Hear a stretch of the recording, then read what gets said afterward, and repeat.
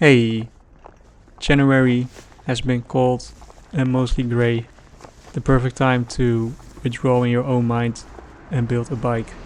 I've got the Rune Knightwood frame set in my hands and taken a walk to go see some friendly pros at Finalizing to get the headset installed.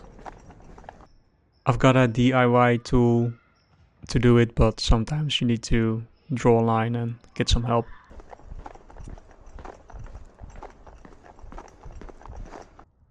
Here we are.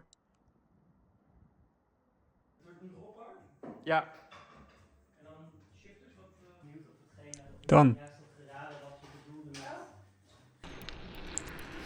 The frame didn't fit in this bag, but luckily it's already at the studio, the place where I will be building up the bike. I've got the frame through Ace Cycles in Berlin, by the way, so shout out to them for supplying the frame.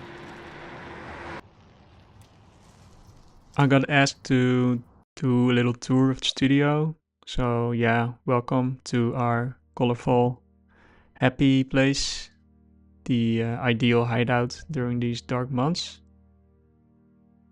Yeah, let's have a look at some nice objects and put this thing together. So here's the magic box of carefully selected stuff that I've collected over the past 3 months or so you can imagine how excited I am to finally put things where they belong. This is my first ever new frame set and I want to make this my quote-unquote fast gravel bike to go rip through the forests nearby.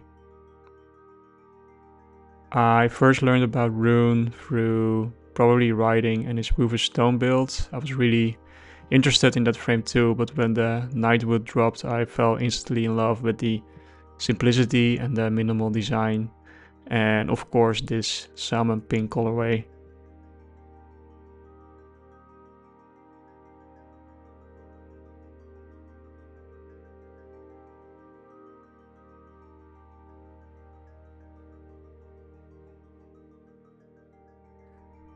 One of my favorite parts is definitely this silver GRX rear derailleur, and yeah, I just really love how it looks. Super cool in silver. They should really just make this a default color. I didn't know it existed, but I bumped into it on the Dutch marketplace. Yeah, I think as a designer or as someone who's visually oriented, it's kind of easy to fall into the trap of being guided too much by bright and shiny stuff. But yeah, for me, aesthetics and style are just key to a bike and just makes it all way more fun and interesting. Beauty, of course, is in the eye of the beholder. Another favorite part is this Easton Dura-Ace seat post. Shout out to Thomas from Finalizing for offering to adopt this one. Really happy with this. Also makes my typographic heart pump a little more.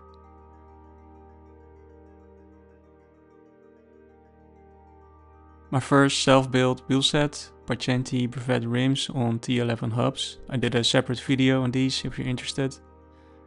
The tires were a major factor in guiding the build. Once I got the hands on these, I started to think a bit differently about my plan. Obviously this was going to add a lot more color to the mix, but yeah, I love how this turned out in combination with the frame color. The Rune hilt handlebar, 50 centimeters wide.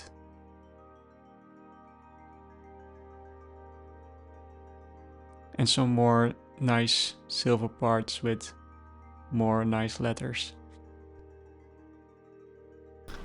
I find it interesting to learn about how design works when it comes to bikes, or how colors work, or materials. I'm usually a big advocate of more is more, but I feel that when it comes to bikes, things easily get thrown out of balance or just don't feel right. But yeah, what can I say in the end? I just really love color. Bright and warm colors, specifically. Another person that loves color is my mother. She's an all-round amazing person and the best mom in the world. And during their holiday to Paris, together with my dad, they picked up these cables for me at La Chouette. She accidentally matched perfectly with the storefront. So yeah, love you, mom, and shout out to La Chouette for helping out.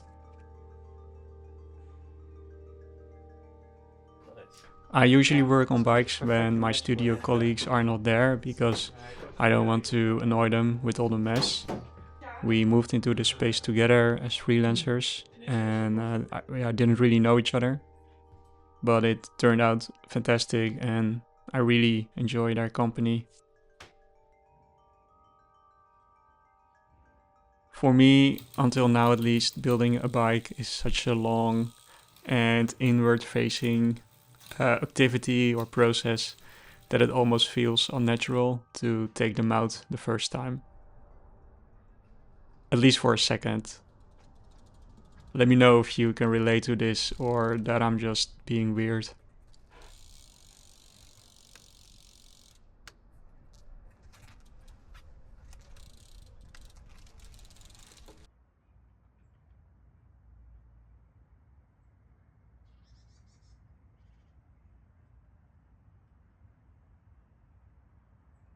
Almost done now, ready for a first test ride.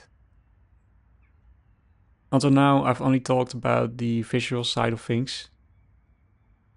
My first reaction on the bike was, holy crap, this thing makes me want to go. And I was happy to not hear my self-built wheels make plinging sounds. Yeah, that's supposed to be a good thing. Not going to lie, I felt a bit uncomfortable at first. I was a bit worried that the reach would be a bit long. But I guess I also need to keep in mind that I need to get used to drop bars again, which has been a while. I've got quite some range between sitting upright and more aggressive, between being on the tops and on the levers, so I guess that's a good sign. But overall, yeah, really feels super swift and fast on this bike.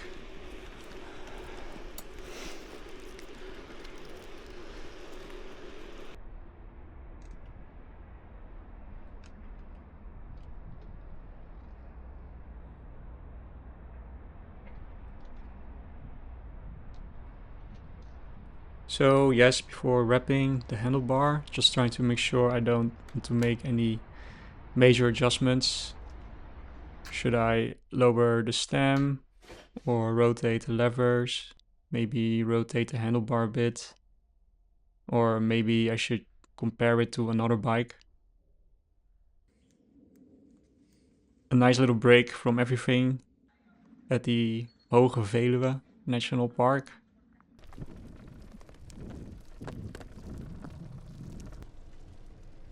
You'll have to pay an entrance fee for the park, but the nice thing is you can take one of these white bikes for free and ride around. It's been a while since I've been here the last time, but yeah, it's a pretty unique and beautiful place. Very wide views on heath fields, and yeah, it's just really nice to breathe here a bit more. We went to see the Kruller-Müller Museum. It's a museum with one of the largest collections of Van Gogh works and some other famous painters and artists. So yeah, it was pretty cool if you're into that stuff. But yeah, nice little break, but obviously had something to wrap up. So yeah, let's get back to that. I'm using this scrap bar tape that I really love. It's reusable because you can wash it. But aside from that, I really like the material and how it feels. I'm pretty sure that wrapping a handlebar can become a mindful task, but for me, it's still a bit of a stressful activity. Yeah, it's just something that I romanticize a little bit, but once I get into it, it's always a kind of a thing. Also physically, because I try to get it as tight as I possibly can. But yeah, I think this went pretty good. I also tried the hemp twine finishing thing, which was not too bad, I think. Could be better, could be worse, but I really like how it looks on in the context of this whole build.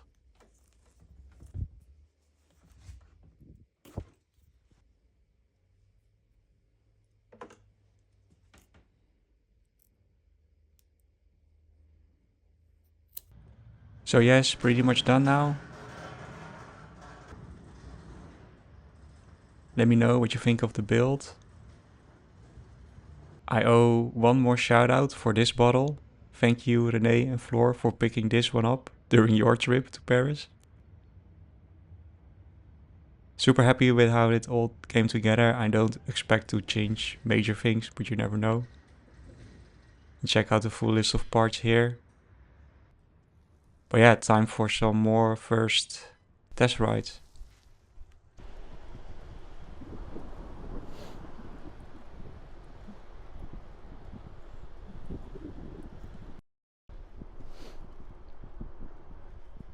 Besides January being kind of grey color-wise, there was also a bit of a sad life event. My grandmother passed away, and when my sister and I were little, she really was a second mother to us. We are really grateful for the life she had and what she's given us, but yeah, it's a realization of the fact that life is not forever, and yeah, things are not to be taken for granted. She was a very colorful person as well, very creative, and she loved being in nature and collecting things that caught her eye. She had this red Citroën Diane. It's an old timer these days. Very similar to this one. And it's yeah, kind of crazy to encounter this while I was going on this ride. But yeah, I'm pretty sure she would have loved my new bike.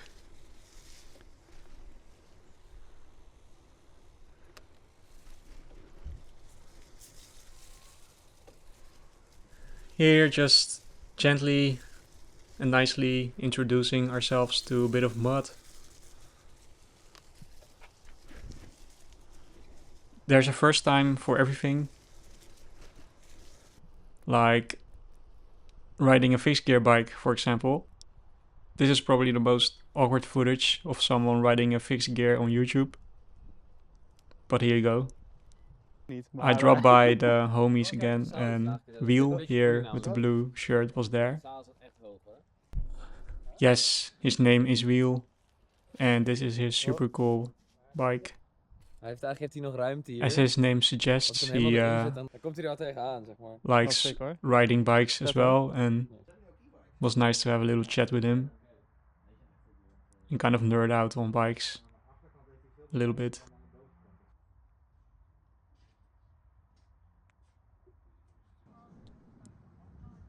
All in all, a really nice way to end one of these first days with the Knightwood. I really hope you enjoyed this video. If you did, then please like and subscribe, and I'll see you in the next one.